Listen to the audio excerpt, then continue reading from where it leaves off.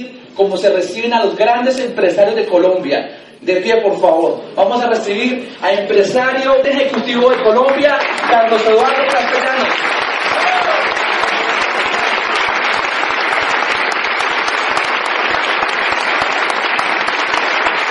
Hola, hola.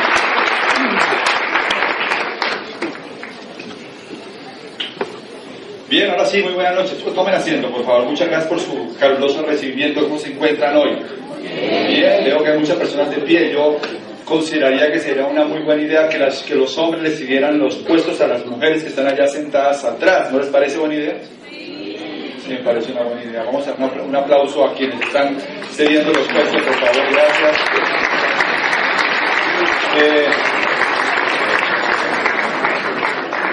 Gracias, José, por tu presentación.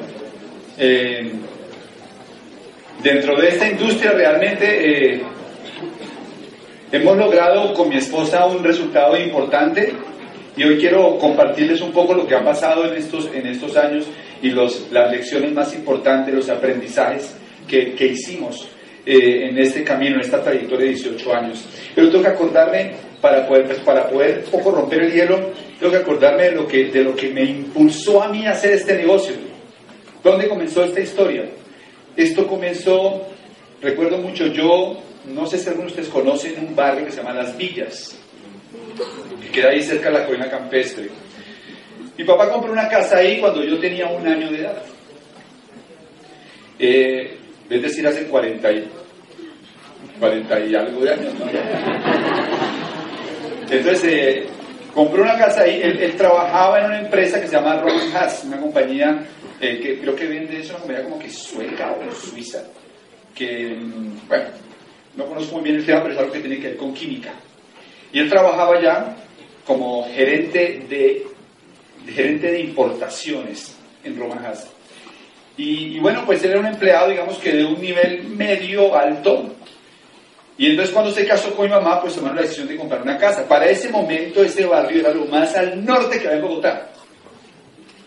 Era lo más al norte que había, es como Chía hoy en día, ¿no? Y pues ir hasta allá, eran lejísimos.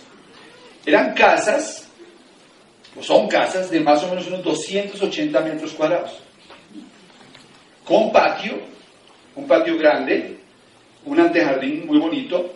Unas casas que para ese momento eran no las mejores, había muchas mejores, pero eran casas muy buenas. Eso era clase media, ¿no? Eso era clase media alta, ¿no? Casa de 280 metros cuadrados con jardín, con antejardín, y con carros nuevos. Y con un salario que le dio pues para tener un nivel de vida más o menos, yo diría que aceptable, ¿no? Ya llevamos viviendo ahí como unos 20 años. No, tal vez más, unos 30 años, algo así.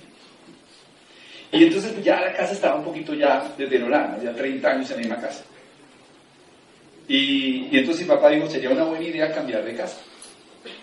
Entonces comenzamos a buscar casas alrededor y empezamos a buscar casas que tuvieran algunos requisitos, pues que fueran, o sea, deseables para que realmente mereciera el esfuerzo salir de la casa de Las Villas para irnos a vivir a otro sitio diferente.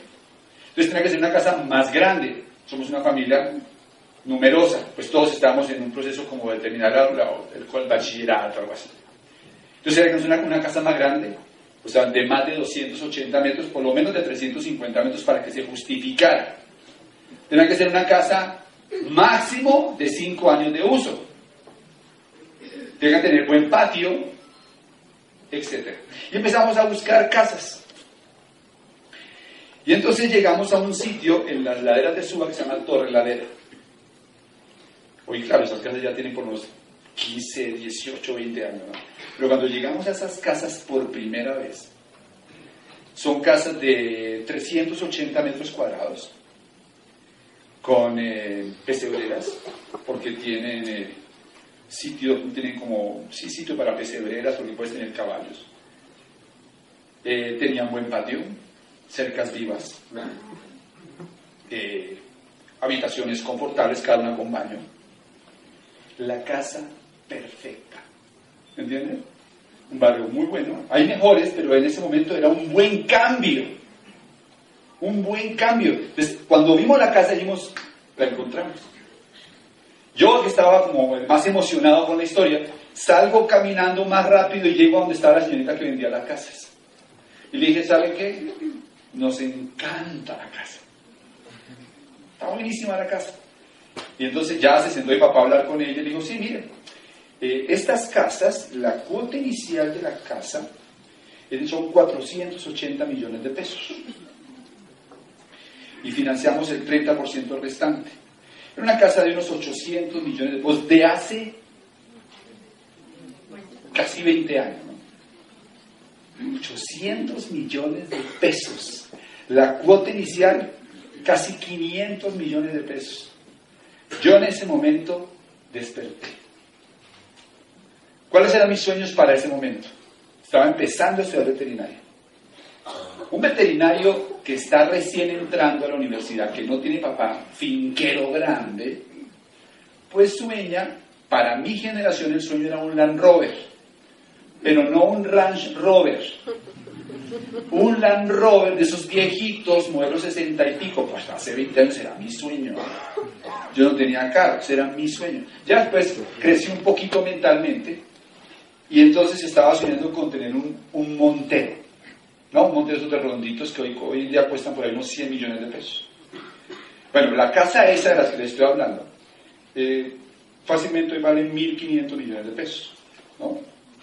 Y el carro del que estoy hablando hoy en día vale 100, 120 millones.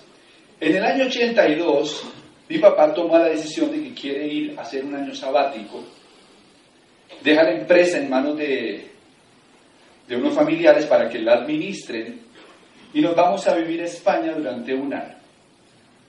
Rentamos un apartamento en Barcelona, nos instalamos a 3 cuadras de la Boquería, cerca de Paseo de Gracia, un sitio fantástico, a vivir un año. Yo estaba en el colegio y durante ese año no tuve que estudiar nada, y me vi todo el Mundial de España 82 y fui a partidos. O sea, eso fue genial. Ese viaje a mí me cambió la vida. Fue muchísimo mejor estar un año viajando por Europa que estar un año en un colegio. Porque eso me cambió completamente la perspectiva de las cosas. Así que esos 3 hechos para mí se volvieron como una aspiracional en la vida. Una casa linda, un carro agradable, bueno, y un buen viaje. ¿Cuánto creen ustedes que costaría hoy agarrar, o sea, dice 5 personas de una familia e instalarse en Barcelona? ¿No? Claro que dicen que Bogotá está más caro que Barcelona. Pero si no tienes por lo menos unos 5.000 euros mensuales, no lo vas a lograr. O sea que no te vas a gastar menos de 100.000 euros haciendo ese viaje, ¿no? Durante un año, porque son casi 300 millones de pesos. Y la casa esta vale 1.500 millones. ¿Eso suma? 1.800. Y el carro este, que hay muchos mejores, vale 100 millones. O sea, ¿cuánto suma eso? Mis 3 sueños de recién terminando la carrera costaban 1.900 millones de pesos. Y cuando salgo de la universidad me entero que un veterinario se gana bien pago 1,5 millones. Bien pago, ¿no? O sea que si se gana 1,5 millones un veterinario, ¿cuántos meses habría que trabajar para tener, ¿cuánto dije? 1.900 millones de pesos. ¿Cuánto da eso? ¿Cuánto da eso? No, dígame la cifra. Divídalo ahí en la calculadora. O sea, es 1.900 dividido en 1,5 millones. ¿Cuánto? 100 años. Oye, yo he hecho la cuenta y nunca me ha salido tanto. O sea, toca reencarnar para lograrlo.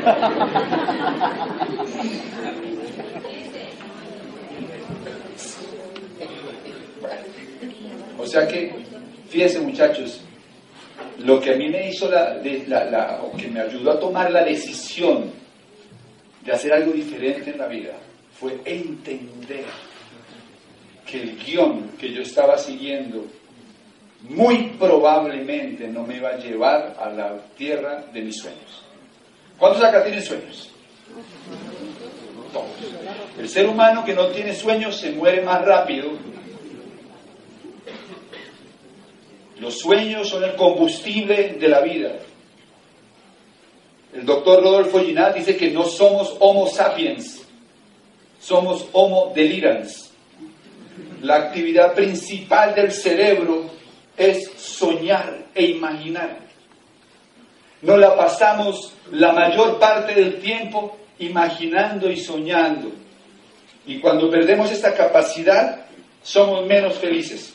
Así que si hay algo que quiero que saquen de esta reunión de hoy, es que no importa lo que ustedes hagan durante los próximos años de su vida, enfóquense en alcanzar sus sueños. Con el vehículo que elijan, haciendo lo que les parezca, desde que sea ético, trabajen para hacer realidad sus sueños, el que sea. Pero va a ser la vida mucho más agradable si trabajas para hacer realidad tus sueños que para hacer realidad los sueños del patrón. Y eso lo aprendí cuando estaba conociendo esta industria. Así que en 1996 estaba todo preparado en mi mente para poder abrazar esta oportunidad de negocios. Porque yo estaba ya convencido de que el emprendimiento, el ser dueño de un negocio, era el camino ideal para poder vivir esos sueños. Y en 1996, una tía que veo cada vez que voy a donde mi mamá, mi tía es una persona maravillosa, ella me invita a conocer este negocio que ustedes les están empezando a plantear. Pues estoy en una reunión por allá en la 100, eso es en la 100 con 21, mi tía me llama, yo ya un poco como cansado de la llamadera le dije, tía, está bien, voy a ir a la reunión, no había celular, pero igual me había dicho 3 o 4 veces y hasta que finalmente me dio pena con mi tía y arranco para allá. Un salón un poco más pequeño que este, con unas 200 personas, que cuando uno entra se siente extraño, porque aquí hay mucho aplauso, mucha gente emocionada, mucha gente se abraza, lo ponen uno de pie, aplaudir a la gente, y eso a uno le parece al principio un poco extraño. Hay un entusiasmo sospechoso que en el cerebro primario de todos los seres humanos inmediatamente se cierra. Y además en Colombia, como tenemos ese concepto de que eso tan bueno no da tanto, pues es todavía mucho más evidente. Me quedo ahí, me hago ahí al fondo, en el salón se sube el personaje a la tarima y cuando empieza a hablar me cae mal. No sé si a alguno ya le pasó. Pues me cayó mal el tipo, porque empezó a hablar de cosas, ¿no? de cosas que él tenía, ¿no? Y del carro que conducía. Y pues la verdad es que los seres humanos nos conectamos mejor a través de las miserias, ¿no? Y entonces eso no me cayó bien. Pero bueno, ya en ese momento yo ya estaba viviendo la crisis de la mayoría de la gente. Yo ya tenía deudas. ¿Hay alguna aquí con deudas de casualidad? Yo tenía ya deudas. Yo compraba acá ropa a crédito. Tenía un carro que había comprado a crédito. Hasta el seguro del carro lo pagué con una tarjeta de crédito, que finalmente me cancelaron y no se renovó el seguro el segundo año. Y mamá estrelló el carro. Yo me quedé sin el carro porque fue pérdida total. Ella está bien, pero fue pérdida total del carro. Y con la deuda. Debía 30 millones de pesos de ese entonces. Entonces, cuando el tipo dice que con esto se pueden pagar las deudas,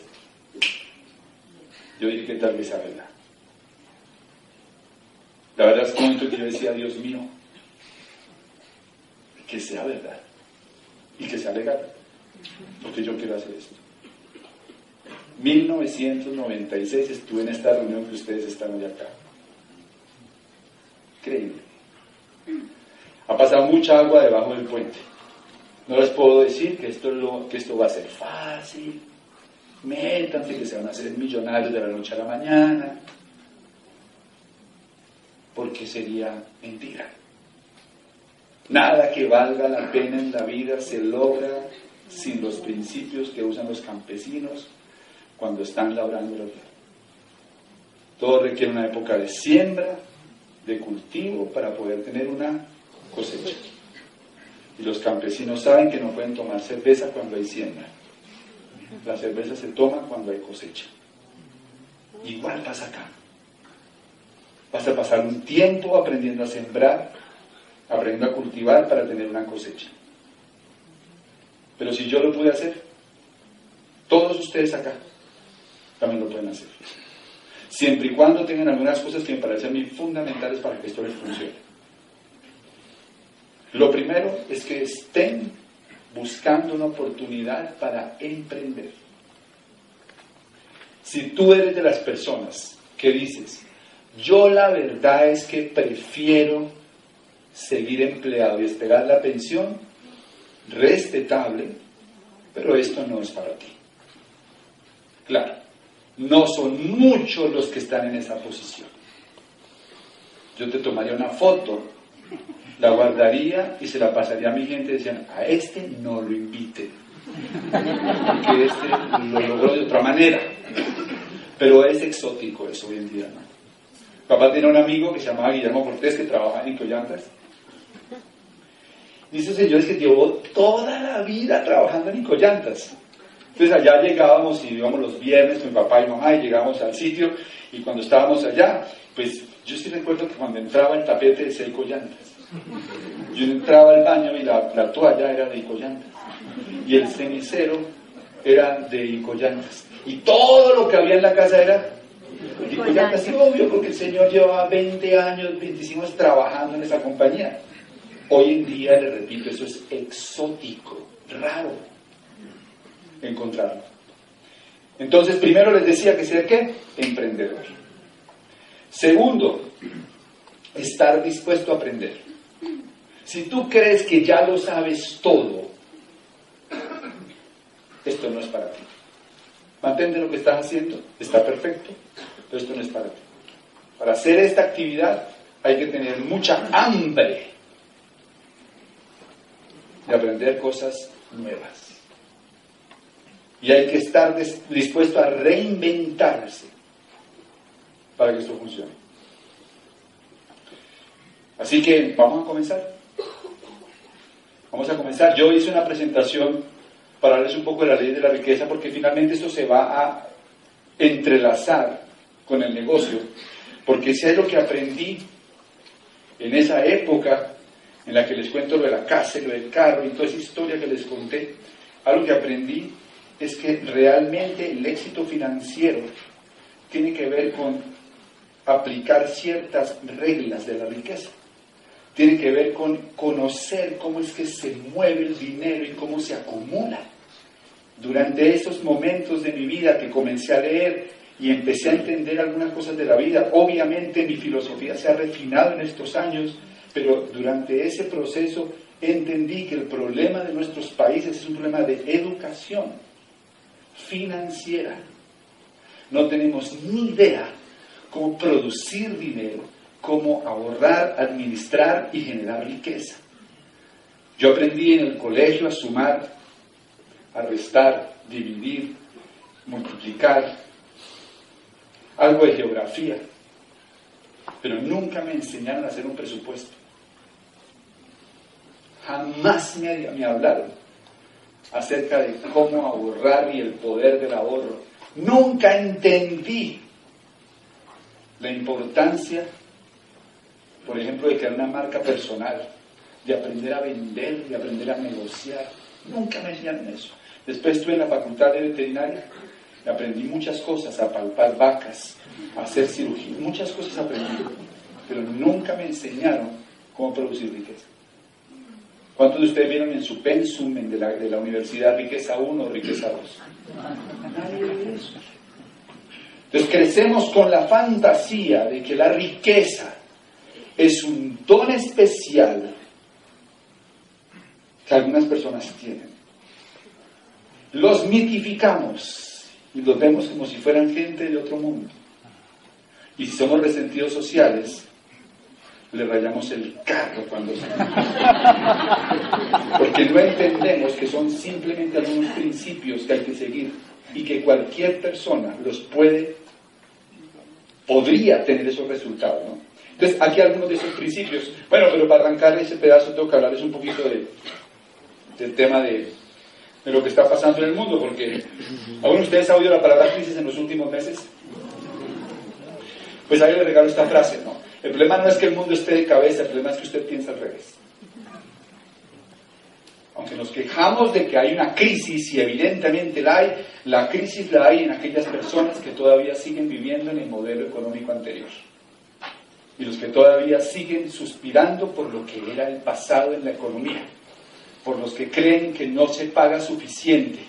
Con los que no se han dado cuenta que el mundo cambió, que la economía cambió, y que hoy en día para hacer dinero tienes que conocer las nuevas reglas.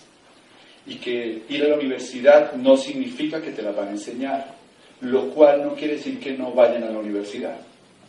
Quiere decir que vayas a la universidad para desarrollar una vocación, un perfil profesional, pero tienes que aprender a hacer dinero. Un concepto que me llamó mucho la atención: la Tierra es plana. Aunque en geografía, ¿será que si me bajo esto suena? Vamos a ver. Aunque en geografía nos dijeron que la Tierra era como redonda, que sigo el paradigma de la Tierra redonda y espero que sea verdad. De todas maneras, hoy en día se habla de que el mundo se aplanó. Y el hecho de que el mundo se haya aplanado es lo que ha cambiado toda la economía y es lo que hace que haya la gran crisis mundial que estamos viviendo, el aplanamiento del mundo. Y cuando hablan de que el mundo se aplanó, lo que hablan es de que las barreras se cayeron. Las barreras geográficas ya no existen. Las distancias tampoco existen. Estamos tan lejos de Cúcuta como de Seúl. Estamos a un clic de distancia del mundo. Entonces lo que dicen los expertos es que hay varias aplanadoras del mundo, y una aplanadora fue la caída del muro de Berlín, que unificó los mercados. Otra de las aplanadoras fue ¿cuál? Internet, que acabó con la mayoría o con muchos de los empleos de los 80s y de los 90s. Otra de las aplanadoras es el desarrollo de los celulares, porque ahora ¿cómo se llama? La globalización del mundo la hacemos los individuos. Yo puedo globalizar mi negocio desde mi celular. ¿De acuerdo? Entonces hay muchas aplanadoras. Y eso, ¿cómo usted lo vive, no? ¿Cómo se vive en el mundo diario? Pues que cada vez es más difícil conseguir un empleo. ¿Sí o sí? Dos, que cada vez pagan menos. De hecho, los expertos dicen que ya el empleo será rebautizado y se le va a llamar trabajo contingente. Ya no existe como tal el empleo, sino un trabajo contingente. Te contrato para hacer algo durante 6 meses y bye. Sin embargo, nosotros seguimos viviendo con el paradigma de hace 30 o 40 años y seguimos pensando en comprar una casa a 15 años. La palabra hipoteca en inglés es mortgage, que es una palabra francesa que significa hasta la muerte. Por si no sabían, está diseñado para que la persona se muera pagando. ¿Ok? Pero ahora con ese sistema que estamos viviendo, tú no puedes garantizar que vas a pagar tu casa con un empleo. Entonces, el aplanamiento del mundo significa que el empleo se empezó a morir. Y no se acabará por completo. ¿De acuerdo? Pero tienes que ser muy bueno para poder competir en ese mundo y sobrevivir. Y sobrevivir. Así que el planeta está en huelga. Por todos lados se oyen este tipo de temas, ¿no? Noticieros, etcétera. Desempleo. En España el 46% de la gente joven no consigue un empleo acorde con su preparación. Colombia está en el 22%. Esta es la realidad, que un universitario sin especialización promedio de clase media invierte 200 millones sin contar útiles en libros y gastos asociados en todo su proceso para hacerse profesional. Si tiene un ingreso de 1,5 millones, requerirá 133 meses para recuperar su inversión. 133 meses sin comer. para recuperar la plata que invirtió en la universidad. El 98% de la gente trabajará 8 a 10 horas al día hasta los 67 años, aunque cada vez la edad de retiro la ponen más lejos. La mayoría se va a jubilar con un 40% de sus ingresos. O sea que cuando se jubilen tienen el inmenso privilegio de vivir peor que antes. El 94% de las familias ganan solamente 3.1 millones de pesos al mes. El 94% de ustedes, o por lo menos de este país, ganan menos de 3.100.000 pesos al mes. Y un colegio bilingüe vale 2 millones por hijo. Y si tienes 2 hijos, no le puedes decir a uno de ellos, tienes que ir a aprender para ir a contar a tu hermanito. Tienes 2. O sea que, ahí lo entienden. Solamente el 2% de la familia gana más de 10 millones de pesos al mes. Y el recién graduado más o menos va a tener 1.300.000 pesos. Como se dan cuenta, la charla no es de motivación, es más bien de concientización. Y esta historia la escuché y me llamó mucho la atención porque explica perfectamente lo que está pasando. Alguna gente nos pregunta, ¿y ustedes qué hacen? ¿Venden productos? Y yo la verdad, no es mi esencia, ¿no? Yo no creo que yo parezca un vendedor de jabones. Y no tendría nada en contra de hacerlo. Solo que no es lo que yo me dedico. ¿A qué se dedica esta gente que está en este negocio? ¿Qué nos dedicamos nosotros? Pues mire, les voy a decir a qué nos dedicamos.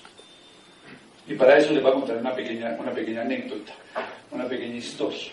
Imagínense que alguno de ustedes está en un río, por allá en Canadá, en un río de estos rápidos, y están en un kayak.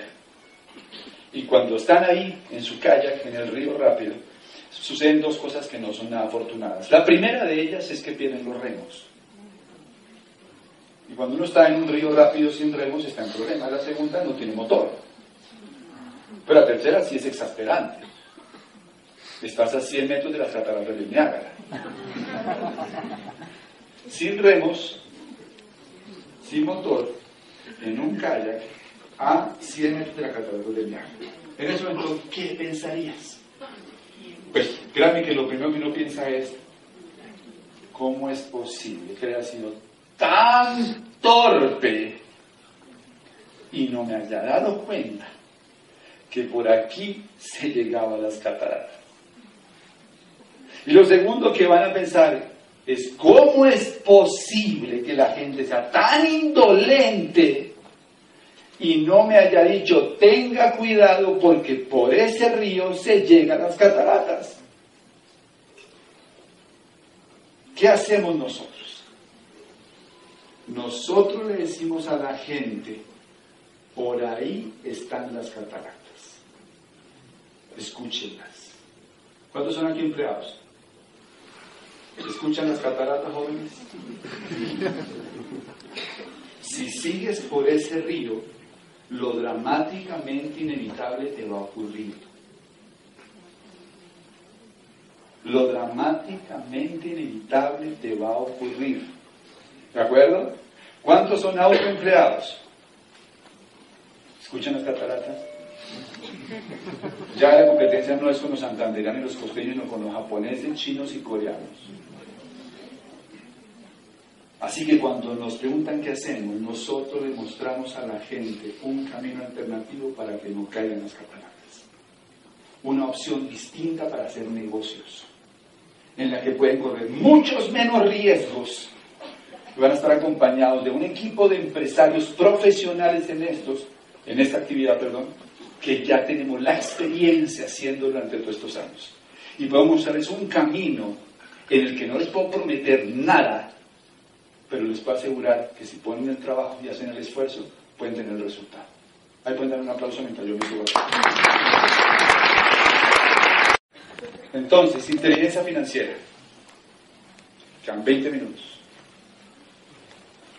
El 2% disfruta de casi todo el pastel, el 98% se conforma con la rebanada más chica. ¿Cómo es posible que el 2% de la población del planeta tenga la mayoría de los recursos y el 98% se pelea por las migajas? ¿Qué es lo que esta gente sabe que la mayoría de la gente nunca se entera? ¿Qué es lo que le enseñan los judíos ricos a sus hijos? ¿Qué es lo que le enseñan los libaneses ricos a sus hijos? Los aristócratas ingleses a sus hijos. ¿Qué es lo que la clase media latinoamericana nunca se entera? Y pasa toda su vida echando la culpa al gobierno, echando la culpa a la familia, al cuñado, a la mamá, a la esposa, de su situación. ¿Qué es lo que pasa? Pues mira lo que descubrí. Un problema no puede ser resuelto en el mismo nivel de pensamiento que se generó. Ahí está el primer problema. Uno le pide consejos al personaje equivocado. Si uno quiere saber cómo salir de una situación financiera difícil, no le pregunte a su cuñado si está quebrado. No le pregunte al vecino, porque probablemente si es su vecino gana lo mismo que gana usted. Un problema no puede ser resuelto en el mismo nivel de pensamiento que se generó. La diferencia grande que existe, ¿sabe qué decían los libaneses a sus hijos? Los ricos le dicen a sus hijos, escuche, cuando alguien mayor que tiene éxito habla, ustedes escuchan. Aquí el viejo se le manda a callar. Y no escuchamos a la gente que tiene éxito. Nunca nos sentamos a escuchar qué es lo que ellos piensan que los llevó allá. Leyes para la riqueza. Primera, ley de la ganancia. Segunda, ley del gasto. Tercera, ley del ahorro. Y cuarta, ley de la inversión. Estas son las 4 leyes para la riqueza. Ustedes podrían hoy medir su coeficiente de inteligencia financiera. Y sería un buen ejercicio que ustedes lo escribieran. O sea, ¿qué tan inteligente financieramente soy? Esta inteligencia hoy en día es fundamental en la nueva economía. Primera ley, ley de la ganancia. Esto es Kiyosaki básico. Él lo volvió fácil de entender, no es que él lo inventó, esto lo volvió fácil de entender. Hay 4 formas de ganar dinero. No es que haya una mejor que otra. Lo que pasa es que esto va en función de los resultados que tú esperas obtener en tu vida. Las formas son ser empleado, ser autoempleado, dueño de negocio o inversionista. El empleado pues tiene un salario y el salario está supuesto para que la gente ¿qué? Sobreviva. De hecho, si ustedes estudian algo de historia se van a dar cuenta que la palabra salario viene de sal, porque era la forma como los romanos pagaban, con sal. El salario está supuesto para que la gente pueda sobrevivir. El autoempleado es aquella persona que cuando ya se cansó de ser empleado dice me voy a independizar. Independizar significa voy a montar mi propia oficina de asesorías, voy a armar mi propio consultorio, voy a montar una papelería, voy a montar cualquier negocio en el que es indispensable para que el negocio funcione. El empleado se diferencia del empresario en que el empleado es indispensable para que el negocio funcione. El empresario, auténtico empresario, no tiene que ir a trabajar todos los días. La mayoría de la gente se cree empresaria, pero realmente son ¿qué? Autoempleados. ¿Cómo hago para saberlo? Sencillo, pare de trabajar 6 meses. Y si dentro de 6 meses su negocio no existe, su ingreso proviene del autoempleo, no del dueño de negocio.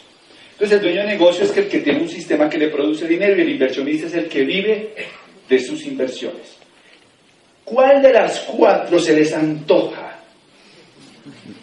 Podría dar un mejor estilo de vida. Eso depende de cada quien. Pero yo descubrí que el éxito, el empleado exitoso, de todas maneras toca volver a trabajar el lunes y el martes y el miércoles y el jueves y el viernes. ¿Me gano 30 millones? Sí, pero tengo que ir a trabajar el lunes y el martes y el miércoles y el jueves y el viernes. Y también me di cuenta de un grave problema que tiene el empleo no es heredable. ¿Han visto algún empleado que le herede el puesto a su hijo? No, es que no se puede heredar. El empleo no se puede heredar, ni tampoco se puede vender. Tiene muchas otras ventajas, más que todo en los 80s y 90s tenían muchas ventajas. Hoy las tiene menos. El autoempleado tiene también un problema. Hay que ir a trabajar el lunes. Y el martes, el miércoles, el jueves y el viernes. Tiene un inconveniente respecto al empleo. Trabajo también los lunes, los martes, los miércoles, el jueves y los viernes, pero no sé si me va a quedar plata al final del mes. El autoempleado es una trampa que a veces es más compleja que la del empleado. Entra primero, sale de último y no sabe si va a cobrar. Y si tiene que mantener, obviamente, toda la operación funcionando. El dueño de negocio tiene una ventaja. La promesa es que si lo hago bien, un día no tengo que ir a trabajar. Ni el lunes, ni el martes, ni el miércoles. Si la promesa se hace realidad, un día o todos tus días son como sábados. Piensa en un momento, ¿cómo será su vida si todos los días fueran sábados? ¿Eso sería bueno o buenísimo? ¿A qué le gustaría levantarse? ¿Cuánto le gustaría bañarse más tarde? De verdad. O sea, eso es un sueño muy reptil, pero es real. Bañarse más tarde, a las 3 de la tarde. ¿Por qué no? Tranquilo. ¿O cuánto le gustaría tener fines de semana de 4 días? ¿Por qué no? ¿Qué tal que el fin de semana comenzara el jueves por la noche? Y se acabara el lunes. Y trabajaras martes, miércoles y jueves. ¿Eso sería bueno o buenísimo? Ok, eso es realidad para el dueño de negocio, para el inversionista. Para el empleado o el autoempleado, no. ¿Cuál es la ventaja del dueño de negocio? Muchachos, que para tener un negocio, para decir yo soy dueño de negocio, me tengo que invertir un montón de dinero. Generalmente. Lo segundo, hay que tener bastante hígado para poder enfrentar lo que se te viene, la competencia y el trabajo. Y la mayoría de los dueños de negocios han invertido 15, 20, 25 años para que su sueño se haga realidad. Bueno, el inversionista tiene muchas ventajas. El problema está en que tengas el capital para llegar hasta allá. Entonces, el empleado busca seguridad y el autoempleado y el dueño de negocio y el inversionista buscan ¿qué? Libertad. El empleado y el autoempleado tienen un ingreso que se llama lineal, el dueño de negocio y el inversionista tienen un ingreso que se llama residual y pasivo. ¿Cuál es el objetivo? Pasar a ser dueño de negocio e inversionista. La mayoría de las personas no saben cómo dar ese paso, porque no entendemos cómo crear realmente un negocio y finalmente convertirse en inversionista. ¿Cuál es el lenguaje? El empleado normalmente dice yo busco un trabajo seguro y un buen sueldo. ¿Han oído a alguien que dice no, yo prefiero lo seguro? Lo irónico es que hoy en día es mucho más seguro ser emprendedor que ser empleado. El autoempleado dice cosas como yo tengo un proyecto, pero eso solamente funciona porque yo estoy al frente. El autoempleado es la persona que uno va y lo visita en eso y dice todo esto que ya está acá lo hice yo. Y solo funciona cuando yo estoy al frente. Atiende las mesas, cobra la plata. ¿De acuerdo? El dueño de negocio tiene un lenguaje diferente. Él dice, estoy buscando expertos para que manejen mis negocios. Y estoy buscando sistemas que me produzcan más dinero. ¿Saben por qué uno nunca conoce a esos muchachos? Yo me he dado cuenta de algo. Es que uno se parece a las 4 personas con las que más anda. Muchos los dueños de negocio andan con dueños de negocio. Los empleados andan con empleados, etc. Por eso generalmente esto no llega a penetrar el círculo de uno y uno crea un mundo alrededor en el que cree que eso es solo lo que hay. Eso es todo. Trabajar de sol a sol. Y los inversionistas están pensando en rendimientos. Para esto va a pasar rápido porque se me va muy largo. Por ejemplo, en medicina. Un empleado es un médico que trabaja en una clínica. ¿Verdad que sí? Un autoempleado dice, ¿sabe qué? Voy a montar mi propio consultorio. Un dueño de negocio dice, voy a comprarme la clínica. Y el inversionista dice, ¿sabe qué? Yo voy a invertir en EPS. Ahora, les voy a decir una cosa. El problema que hay con lo que está pasando hoy en día es que para ser dueño de una clínica o para comprar o para participar en negocios de medicina no hay que ser médico. Así que por eso la mayoría, y no estoy hablando mal de eso para nada, pero la mayoría de las personas terminan en el cuadrante del lado izquierdo. Así que escribe de dónde vienen tus ingresos. Si eres un E, un A, un T o un I. Si eres un E y un A y tú sueñas con ser libre, estás en el lugar equivocado.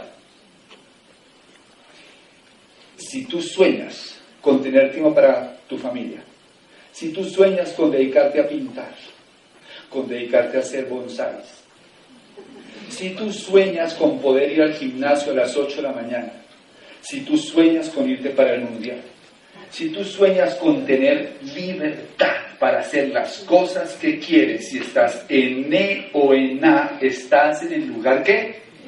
Equivocado. Entonces, inteligencia financiera es que las cosas que yo estoy haciendo me están llevando al lugar que yo quiero ir. Ahora, si tú eres científico y estás buscando la cura para el cáncer, quédate ahí. Porque está en sintonía ¿con qué? Con tu sueño. Eso es todo el tema. Y te lo agradecemos, ¿no? El segundo era la ley del gasto. El manejo del dinero se aprende en casa.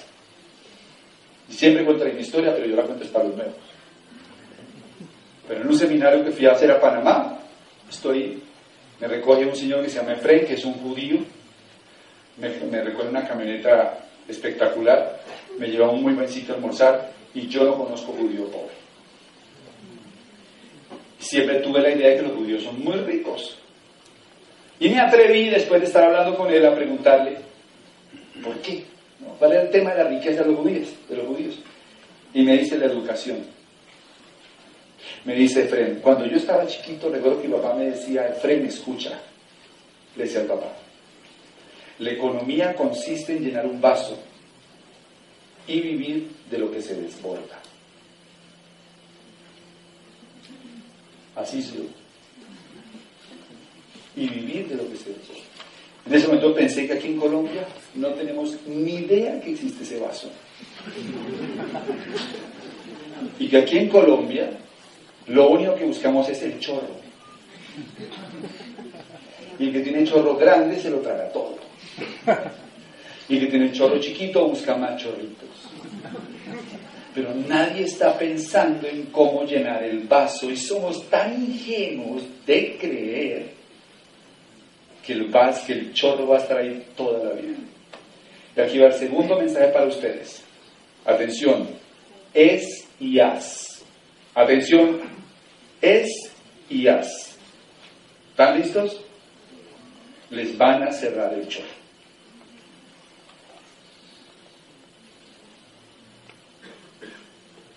¿Y por qué? Porque así funciona. Si tú no llenas el vaso, un día vas a ser un problema para tu familia, vas a ser un problema para tu país, porque no hay forma, no hay sistema de seguridad social que pueda mantener el estilo de vida que todos quisiéramos si no llenamos el vaso. Así que ahí está tu coeficiente de inteligencia financiera. ¿Qué tan lleno está tu vaso? Hey, ¿estamos todavía despiertos acá? Sí. Descubrí en el camino que para ser pobre hay que saberlo hacer.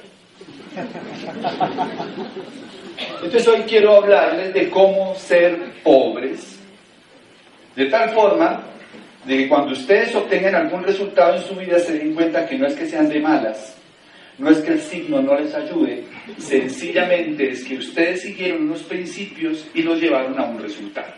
Entonces, para ser pobre, esta fórmula no falla. Primero, gaste más de lo que gana. Ahora, si lo ponemos más crudo, viva del cuadrante del lado izquierdo como E o como A. es una aproximación mayor, aunque no todos los que están en cuadrante del lado izquierdo son pobres, porque Messi no es pobre, y es un E. Pero la mayoría terminan ahí, siendo un E o una A, que tenga unos ingresos inferiores a sus gastos, va para la pobreza. Porque ¿cómo funciona esto? Cuando tus ingresos son inferiores a tus gastos, tú crees que, ay, no, es que yo hago malabares con la economía, es que yo hago gimnasia financiera y alcanzo a llegar al otro mes. No. La plata que ustedes se gastan, que no se ganan, sale de algún lado y sale de la columna de deudas. Los bancos, cuando tú estás saliendo de la universidad, lo primero que quieren darte es una tarjeta de crédito, porque ellos saben que serás deudor el resto de la vida, porque no tienes inteligencia financiera. Y entonces comienzas a aumentar tus ¿qué? Y cuando se aumentan las deudas, hay una cuota más que pagar, ¿verdad que sí? Y hay unos intereses que pagar. Lo que implica o lo que significa que el siguiente mes los gastos se ven a ver más grandes todavía que los ingresos. Hay una desproporción mayor, lo que hace que tengas que volver a endeudarte. Llega el banco amigo y te dice, venga, yo le compro la cartera. Y lo vuelven a poner a pagar otra vez 5 años más. Y usted dice, ay, el banco amigo. 5 años más de deuda. Y entonces ahora tienes más deudas que pagar, tus ingresos se ven más pequeños, y ese es el ciclo de la pobreza. Terminarás trabajando para pagar tarjetas de crédito. Terminarás trabajando para pagar créditos de consumo. Terminarás trabajando para pagar celulares. Además, la sociedad genera lo que se llama obsolescencia programada. ¿Qué es eso? Que las cosas están diseñadas para que pasen de moda al año. Y Apple cada 6 meses nos vuelve y nos monta otro iPhone más. ¿Se dan cuenta? Y si tú no tienes la capacidad financiera, no tienes una programación económica, vives endeudado tratando de aparentar a los demás. Bueno, eso pasa en otros países. Esa es la segunda ley. Vamos a hablar, para terminar, de cuál es la solución. Sería bueno, después de semejante confrontación, hablar un poquito de, venga, pero ¿cómo se resuelve? Bueno, primero, va un señor bajando por una calle y se cae dentro de un hueco. Maldice su suerte y dice que desgracia que yo me caiga en este hueco. Tengo que salir del hueco, entonces el tipo sale del hueco. Al siguiente día va bajando por la misma calle y se cae en el mismo hueco. Dice, pero qué desgracia, yo otra vez en este hueco. ¿Cómo es posible que yo esté en el hueco? Al día siguiente va bajando por la misma calle y se cae en el mismo hueco. Pero ¿cómo puedo ser tan torpe de caerme otra vez en el mismo hueco? Qué desgracia, cómo salgo del hueco, sufre hasta que sale del hueco. Al cuarto día baja por la misma calle y se cae en ¿dónde? En el mismo hueco. Al quinto día dice, venga, ¿y por qué no bajo por la otra acera? Y al sexto día dice, ¿sabe qué? Voy a bajar por otra calle. La mayoría de los seres humanos nos caemos siempre en el mismo hueco. En la vida se vale cometer errores. Lo importante es que no sea el mismo. Entonces, primer punto clave de hoy, jóvenes, identifiquen su hueco. Ese soy yo. Gracias. Identifiquen su hueco. ¿Cuál es el hueco? El hueco es que sigues pasando hojas de vida. ¿Cuál es el hueco? El hueco es que sigues inventándote negocios con gente que no tiene coco para hacer negocios. Sigues buscando gente que está peor que tú para montarte un montón de ideas en la cabeza y no tienen ni entrenamiento financiero, ni visión comercial. y no se ha leído un libro acerca de cómo crear un sistema para hacer negocios y siguen quebrados. Es que yo soy de malas, ningún de malas. Hasta que no identifiques el hueco y entiendas que es un problema de hábito, ser pobre es un hábito, ser rico es un hábito. Hay gente, ustedes han oído el que hay gente que todo lo que toca lo vuelve oro. Es verdad. Y hay gente que quiebra un pozo de petróleo. ¿Por qué? Por los hábitos. Los hábitos. Entonces, primero, identifiquen su hueco.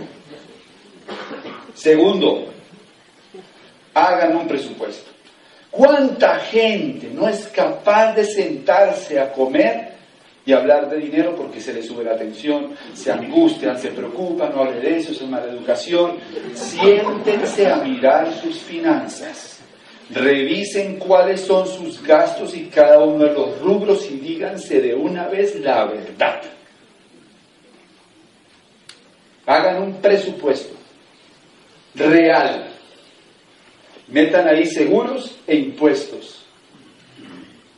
Porque eso todos los meses o cada año toca pagarlos. Yo me inventé algo que uso todavía.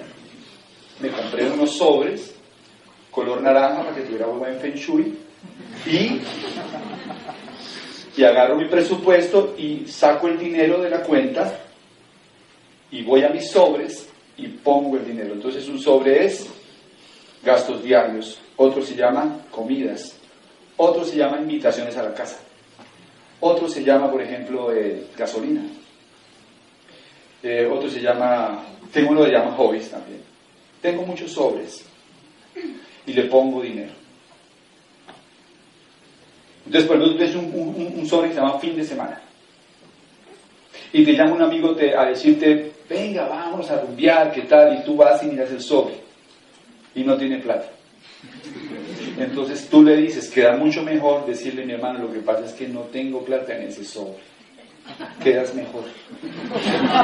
Pero la verdad las cosas, si tú no haces eso, vas y sacas plata del cajero y te acabas de gastar la plata del teléfono.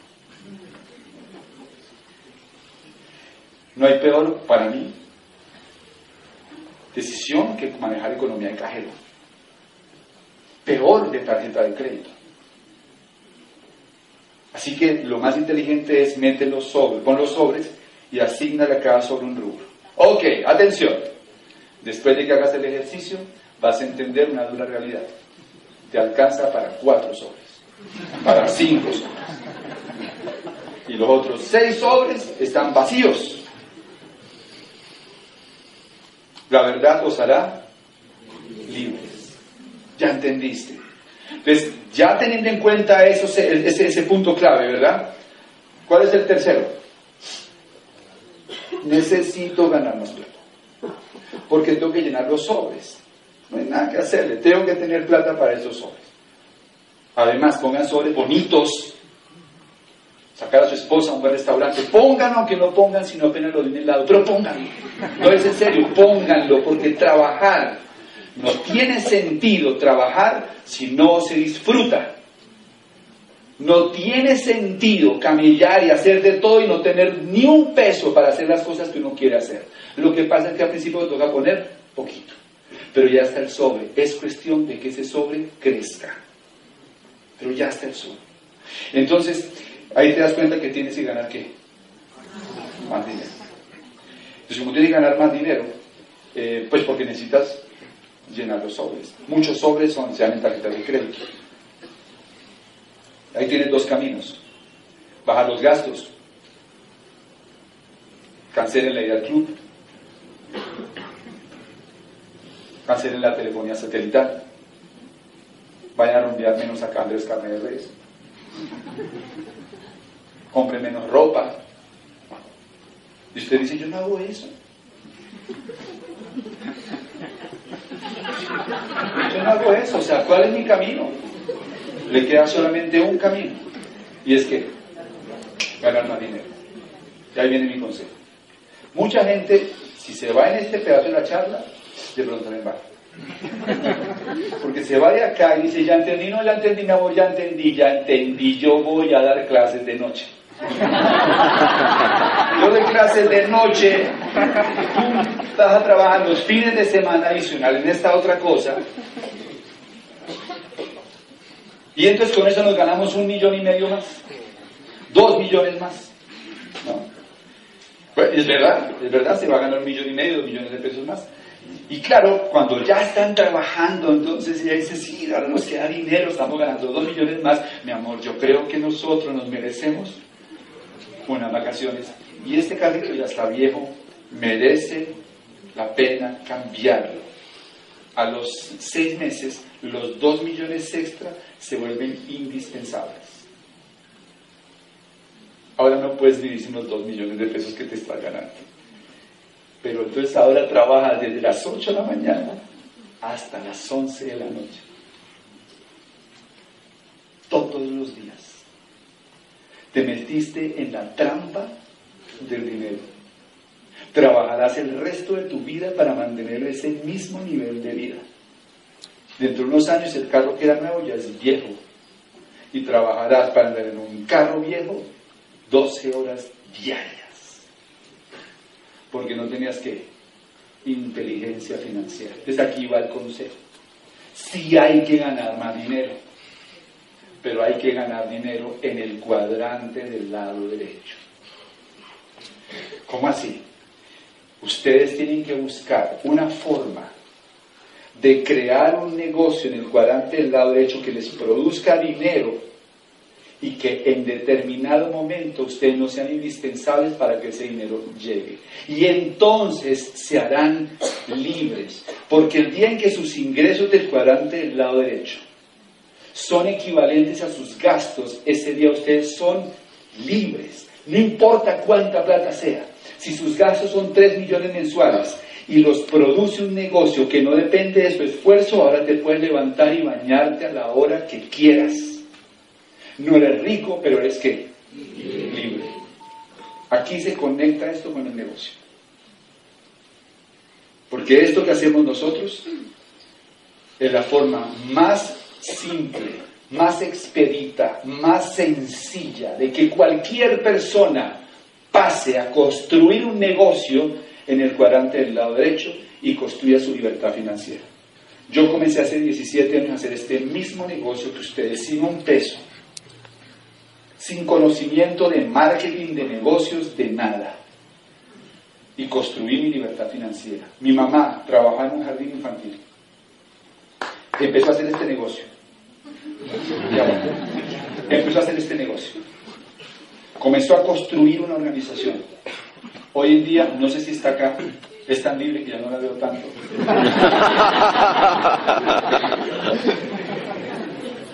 ¿Dónde está? ¿No la veo? No, estaba ya porque un poquito. Pero hoy en día la veo como vive, la tranquilidad que tiene. Dice, me quiero comprar un carro, y va y se lo compra. Me antojé de un computador Mac, y va y se lo compra. Viene de viaje y se va de viaje. Y ella vive de las rentas de este negocio y de propiedades. Todos los ingresos de Nubia Camacho son del cuadrante del lado derecho. Y es un estilo de vida completamente diferente. Pero les voy a contar la historia de un muchacho que trabaja en una gasolinera, echando gasolina, ganándose un salario mínimo.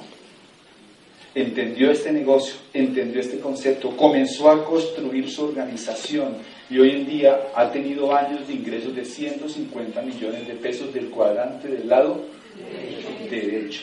Ahora entro al Facebook y lo veo en Canadá.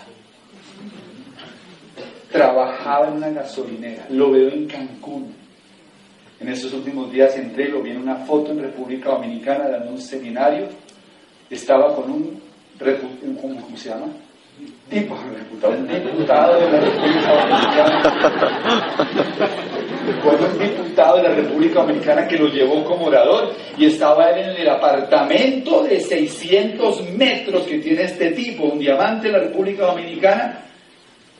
Y estaba este muchacho, que 2 o 3 años antes echaba gasolina en una bomba de servicio, dando oratoria para 2.000 o 3.000 personas. Ese es el negocio que les están presentando. Y eso es lo que ustedes tienen que sentarse a hablar con la persona que los invitó. para que él dé los detalles para comenzar a construir su libertad financiera. Espero que para ustedes haya sido nutritiva esta charla, por lo menos yo la disfruté, y nos vemos la próxima. Gracias.